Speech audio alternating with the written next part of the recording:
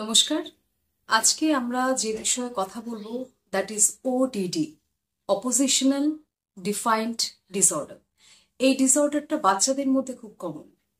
Basically আমি যে সিমটমসগুলো এখন বলবো সেই সিমটমসগুলো যদি আপনার বাচ্চার মধ্যে কনসিস্টেন্টলি ফর 6 মান্থ যদি আপনি দেখতে পান বা অবজার্ভ করেন, তাহলে আপনাকে বুঝতে হবে হয়তো আপনার বাচ্চা ওডিডির শিকার হয়েছে। So let's get started.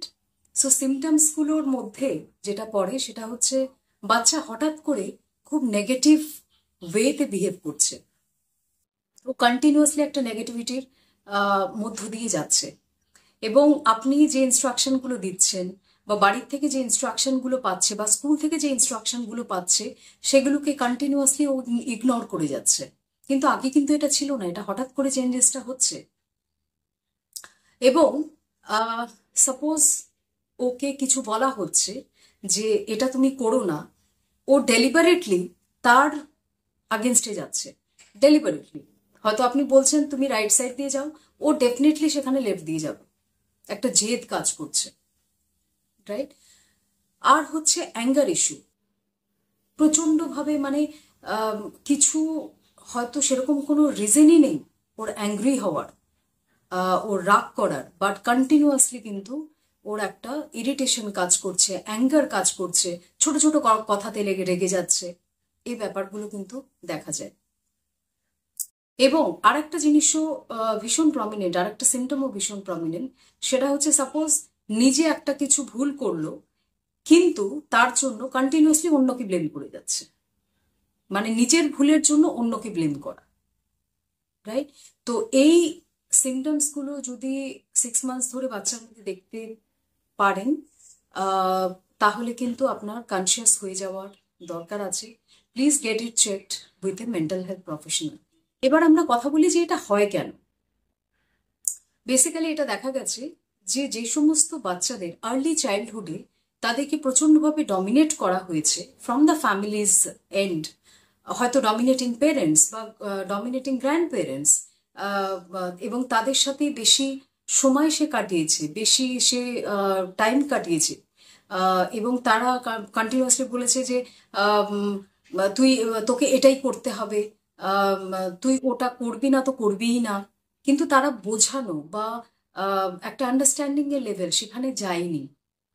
তারা শুধু ডমিনেট করে গেছে, এটা তোকে করতে হবে, ওটা করবি না, এটা তোকে করতে হবে, দ্যাটস ইট। ওকে।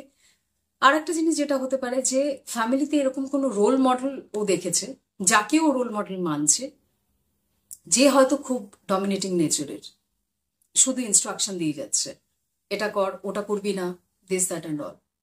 এই ধরনের রোল মডেলকে দেখে দেখেও ও নিজেকে কিন্তু তার সাথে কোথাও না কোথাও অ্যাসোসিয়েটেড করে নিচ্ছে, এবং with the result of that দেখা যায় যে তাদের মধ্যে ওডিডি কিন্তু ডেভেলপ করছে। আর একটা যেটা মোস্ট ইম্পর্টেন্ট ফ্যাক্টর, সেটা হচ্ছে ফিজিক্যাল অ্যাবিউজ।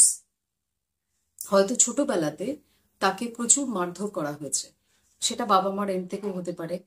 বাবা মা দুজনেই ওয়ার্কিং, সে হয়তো কেয়ার গিভারের কাছে আছে, তার এন্ড থেকেও হতে পারে, কিন্তু ফিজিক্যাল অ্যাবিউজ তার উপরে হয়েছে। সো এই জিনিসগুলো যদি কন্টিনিউয়াসলি বাচ্চার সাথে আর্লি চাইল্ডহুডে হতে থাকে, তাহলে কিন্তু তার মধ্যে ওডিডি ডেভেলপ করার চান্সেসটা খুব বেড়ে যায়। কারণ তার মধ্যে না একটা সাপ্রেসড ইমোশন কাজ করে, একটা জেহাদ কাজ করে, যে আচ্ছা ঠিক আছে, আমাকে এইভাবে ডমিনেট করছে, আমি এইগুলো সমস্ত কিছুর আগেনস্টে গিয়ে আমি দেখাবো যে আমিও করতে পারি, আমিও আমার কথা রাখতে পারি, আমার সেইম তোমাদেরকে মানতে হবে। আর একটা জিনিস যেটা ভীষণ কমনলি দেখা যায়, আমি আমার প্র্যাকটিসে প্রচুর পাই এই ধরনের, যে জেনারেলি এখন বাড়িতে কিডস মানে একজন বা দুজন, রাইট? তো সেখানে ওভার প্যাম্পারিংও কিন্তু কারণ হয় এটার। বাবা মা বলছে যে ঠিক আছে, মানে ও একটা জিনিস চাইছে, সাথে সাথে সেটা চলে আসলো আউট অফ লাভ অ্যাফেকশন, তারা ভাবছে this is love and affection. But এই যে কন্টিনিউয়াসলি যা চাইছে সেটা দিয়ে দেওয়ার ফলে কি হচ্ছে বলুন তো, বাচ্চার মধ্যে একটা এক্সপেকটেশন গ্রো করছে। এক্সপেকটেশন কি কি গ্রো করছে? যে আমি যা চাইবো আমি তাই পাবো। তো এটাও কিন্তু একটা বড় রিজন হতে পারে এদের এই সমস্ত ইমোশনাল বা বিহেভিয়ারাল যে চেঞ্জেস সেগুলোর পেছনে, কারণ এরা তো না শুনতে তারা একদমই প্রিপেয়ার না, মানে না ব্যাপারটা তারা বোঝেই না। ইনফ্যাক্ট তারা জানে আমি যেটা বলবো সেটাই অ্যাকসেপ্ট করা হবে, কিন্তু ওয়েন দে গ্রো ওল্ড, তারা যখন বড় হতে থাকছে তখন তো রিয়েল লাইফের সাথে সেটা ম্যাচ করছে না, সেখানে না শুনতে হচ্ছে, বাইরের থেকে না শুনতে হচ্ছে। সেক্ষেত্রে তাদের কিন্তু ইরিটেবিলিটি, তাদের অ্যাঙ্গার ইস্যু এগুলো বেড়ে যাচ্ছে। এবার কথা বলি সলিউশন নিয়ে, কি ট্রিটমেন্ট হতে পারে। বেসিক্যালি এটা হিউজলি যে ট্রিটমেন্ট প্ল্যান করা হয় সেটা হচ্ছে ফ্যামিলি কাউন্সেলিং বা group counselling, parent counselling. Specially পেরেন্টসের কাউন্সেলিং ভীষণভাবে দরকার।